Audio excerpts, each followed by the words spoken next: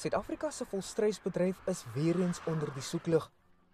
Die H7N1 virus, oftewel voëlgriep, het van dese week kop uitgesteek in Oudtshoorn en plaaslike en veral internasionale verbruikers is erg senuweeagtig. Minstens een volstruisplaas in die omgewing is reeds onder kwarantyne geplaas. Terwyl daar nou weer hernieude kommer oor die bedryf is, verseker kenners verbruikers dat volstruisvleis steeds veilig is.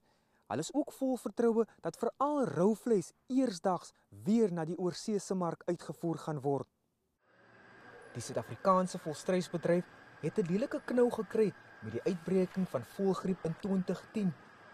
Die gevolg was dat die uitvoer van rou vleis sedert April 2011 opgeskort is. Vooraf gekookte vleis is tans die enigste volstruisvleis wat uitgevoer mag word.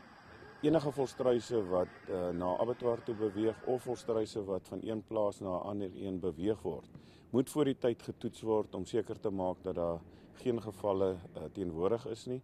So daar's 'n intensiewe program rondom dit en ek dink ons sal eintlik enige geval wat opduik gaan ons dadelik kan identifiseer. Die regering hou die situasie fyn dop. Die regering is baie bekommerd daaroor. Ek is baie bekommerd daaroor, die Departement van Landbou is bekommerd daaroor, maar alleen kan ons die probleem nie oplos nie. Dit moet in samewerking met die boere en veral dan die volstruisboerdery gemeenskap wees om maatreëls te tref om dit te beperk as ons kan en hooplik dit so aan te spreek, anders gaan ons nie aan die ander kant uitkom nie. Daar sal na verwagting teen volgende week meer duidelikheid oor die omvang van die uitbreking wees. Percy Viljoen, Een Nuus, Oudtshoorn.